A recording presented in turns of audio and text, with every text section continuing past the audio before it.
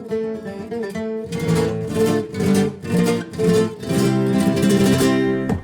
guys, Trail here at goHUNT. It's that time of year again, application season, and we wanted to kick off the new year with some of the applications that are coming up and just run through some of the commonly asked questions, help you guys know if you should apply and kind of the ins and outs of the different draw systems. And one of the very first opportunities that comes up every year is Arizona elk and antelope. So we wanted to run through just some commonly asked questions and hit you guys with some information that'll help you know if you should apply and kind of help you understand the ins and outs of the draw system. So with that, first question we get asked quite a bit is, when is the draw deadline? So the draw deadline for Arizona elk and antelope is coming up. It will be February 6th at 11:59 Arizona time. You want to be aware of that. It is different in Arizona, so you want to check the time zone and make sure that you get your application in time. Given Arizona's history with their online application process, I would advise you to apply sooner than later. They have been known to have some delays and some issues in the past, and so make sure you get your research done and get applied much sooner than the deadline of February 6th. Other commonly asked question that we get quite a bit with Arizona is, do you have to front the cost of the permits that you apply for, or do you have to buy a hunting license to apply? And Arizona is one of those states where you have to buy a hunting license to apply for their hunts. The non-resident cost for an Arizona hunting license is going to be $160. You do have to have that. It has to be valid for you to apply. If you already have a license, you could still apply, but that license has to be valid on the last day of the draw deadline. And if you're planning on applying for other species in Arizona, including the draws that will happen later in the spring, like bighorn sheep and deer, you're going to have to buy a license anyway to apply for those. So my advice to you would be, buy a hunting license right now so that it's valid and current. Go ahead and plan on applying for all species in Arizona. And I'm going to touch a little bit more on that when I get into the Arizona draw system. The next most commonly asked question we get is about Arizona's draw system and how it works. So Arizona is a bonus point state, and there is a guaranteed draw portion of that and also a random portion of that. I'm going to do my best to explain how that works, but essentially every year that you apply and you're unsuccessful in the draw, you get a bonus point, and those accumulate over time as you continue to apply. Now, 20% of the overall tags are going to be given to the individuals with the most bonus points that apply for any given hunt, and those are kind of guaranteed taken out. The other 80% of the permits are randomly allocated, and your bonus points do have weight in that random draw. So the more bonus points that you have accumulated, the better your chances get even in the random portion of the draw. So it is a bonus point state, but like I said, there is a random component of that. You definitely want to apply for hunts. Every year I get asked, can I simply buy a bonus point in the state of Arizona? And you can, but in my opinion, it is much more beneficial to apply for hunts because there is that random component to the draw, and you never know when lightning is going to strike and you might draw a phenomenal tag. So do not simply buy bonus points unless you cannot afford the cost of the permit or you can't afford the time off to hunt in the fall should you draw. You might as well throw your name in the ring and hope you get lucky in the draw. Next question I get asked is, what is the percentage split for non-resident permits versus resident permits? And in Arizona, up to 5% of the bonus point permits, those permits that are allocated to the people with the most points, up to 5% of those can be allocated to non-resident in what they call the first pass, which is essentially that bonus point permit pass. In the random portion of the draw, up to 5% of the permits can be randomly allocated to non-residents. It's not a guarantee, but it's up to 5% in the bonus pass, up to 5% in the random pass. So like I said, kind of the take-home message is that non-residents, as long as there's a permit and you apply, you have a chance to draw. There's a lot of those hunts that are really highly sought after. They may only have the opportunity for one permit, and it's probably going to be randomly allocated. So as long as you apply, you've got a chance. So that's why I always encourage people, if you're going to apply in Arizona, apply for all species and always apply for hunts. Arizona is unique in that you actually have the opportunity to gain an extra couple of bonus points to help your odds as you go along, and those are called the loyalty point and the hunter education point. So the loyalty point is given to you for each species that you've consecutively applied for 5 years. So every year that you continue to apply for that species, you're going to have that additional loyalty point included with your application for that species. That's a pretty cool opportunity. It's just a little bonus to keep you engaged and keep you applying in the state of Arizona. The other opportunity is that hunter education point. You can take an online hunter education course in Arizona. For non-residents, you have to be 18 years old to take that course. And you have to submit the fee, which is $300 for a non-resident. But once you've completed that course, you're going to get an automatic bonus point for all the species that you apply for. So there's a couple of ways that you can ensure that you essentially have 2 bonus points going into the draw. And it's a really nice opportunity. It gives you a little bit of a bump in your draw odds over time. One of the next questions I get most often is about draw choices. How many choices do you get in Arizona, and do they consider all of your choices in the draw?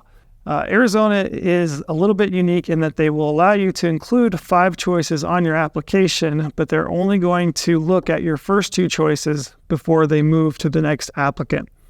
So I'm going to try to explain how that works. So in essence, what they'll do is you'll have your application pulled. They'll look at your first choice and they'll try to allocate you that permit. If all the permits are gone for that hunt, they'll move to your second choice. They'll try to allocate you that permit. And if those choices are gone, if those permits are gone, they'll just move to the next applicant. The only time that applicants are given third, fourth, or fifth choice is if there's leftover permits after everybody's application has been reviewed in the draw.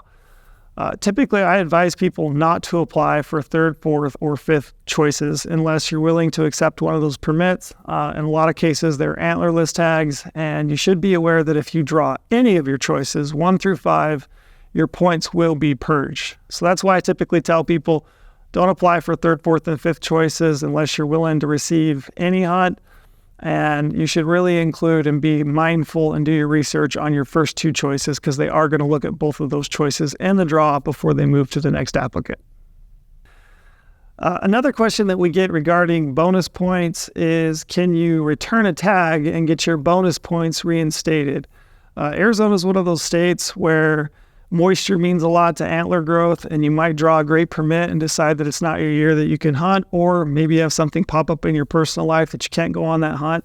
You can purchase what they call Pointgaurd, which is, in essence, gives you the ability to return your permit and regain your bonus points. So the cost of that per species is going to be $10 when you apply. You can also buy a $25 lifetime Pointgaurd per application. And that just gives you the ability to return that tag one time over the lifetime of your, drawing and applying and drawing permits in Arizona. If you decide that you don't want to hunt, you want to get your bonus points back, just be aware that that Pointgaurd allows you to do that. And it depends on the species. For example, antelope, I don't buy Pointgaurd because if I draw an antelope tag in Arizona, I'm going hunting because it's so hard to draw. It might be a good idea, though, for elk, maybe mule deer. It just depends. You want to look at that on a case-by-case basis and decide if Pointgaurd is worth it when you apply. Another common question we get is about group applications. You can apply as a group in Arizona for species. For elk example, it is 4 people. It can apply as a group. In Arizona, if you apply as a group, essentially what they're going to do is they're going to take the number of bonus points and average those, and then they're going to round up or down to the nearest whole number. One thing to be aware of is if you apply as a group, they are not going to over-allocate permits to cover your group application. Meaning if your application is selected and you have a group of 2 and there's only 1 permit, they're going to reject that application and go to the next single applicant. Typically, a state like Arizona, I don't advise people to apply as a group unless you got a lot of points and there's enough permits to cover the application that you're applying with. So be aware of that. It's a question we get asked quite a bit because people want to hunt with their buddies. I think there's a time and place for it. It just might not be in Arizona. The last couple questions that I get often are, Arizona worth it to apply for elk and antelope? And of course, this is a subjective answer. I'm going to give you kind of the pros and cons. In my opinion, I definitely think Arizona elk is worth applying. You've got to pay that $160 hunting license every year. You're also going to pay a $15 application fee for that species. But I think in Arizona, the opportunity is so good should you draw a tag that I definitely think it's worth it. And as you look through the draw odds, and that's one of the major benefits of your insider account, is reviewing draw odds and really looking at the opportunities that are available to you in Arizona, you'll start to see that there are some hunts that you could draw with not that many points. If you start looking at some of the late archery hunts, many of those are available with 3 to 4 points, maybe even 6, 7, 8, 9 points, which might sound like a lot, but given the opportunity to hunt the quality of bulls that Arizona offers you, I personally think that it's worth it. I also think it's worth it if you buy that $160 license to then also participate in the other species drawing, like deer, like bighorn sheep, like antelope, because you never know, you might draw a random tag. Arizona also offers many late rifle hunts. Many of those hunts are available with far fewer points than you might think, which is why draw odds are so important for Arizona. I can't really pound that into your head enough. You really have to start looking at draw odds and looking what's available to you in Arizona. It's going to help you with your application. It's also going to help you evaluate the cost benefit over time to see if it's worth it for you. Personally, I think Arizona is a must-apply state for elk. When I talk about antelope, it's a little bit different story. The herd numbers have been down in Arizona, so they've reduced the number of permits. The quality, in my opinion, has been down. They still kill some nice bucks in Arizona, but it's typically out of maybe 3 or 4 units. A lot of the units are pretty on par with some of your low to mid-tier units in a state like Wyoming or Montana even. The potential does exist for a giant buck, but I don't personally feel like it's a great opportunity for antelope. The odds of drawing an antelope tag are extremely, extremely tough in Arizona. I'm talking worse than elk, worse than bighorn sheep in a lot of cases. You may never draw an Arizona antelope tag. In saying that, if you want to apply for that $15 application fee to have a random chance to draw, if that's worth it to you, I would say go for it. I would say if you're a diehard antelope hunter, you apply for other species, go for it. But being completely honest with you, don't plan on drawing an antelope tag in the state of Arizona. All right, so just to conclude, that's the most commonly asked questions we get about Arizona elk and antelope. We'll probably do another one of these later on as the deer and bighorn sheep applications become available.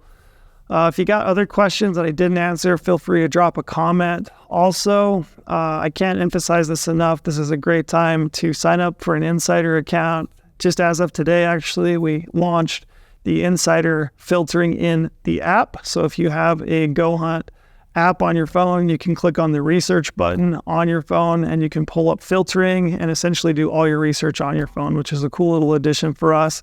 Just launching that brand new today. Sign up for an account. Really the name of the game in getting permits in the West is knowing how the draw systems work and being able to apply and make the best use of your money and your time and your points. So sign up for an insider account. Like I said, if you got questions that I didn't answer, drop them below and I'll get back to you.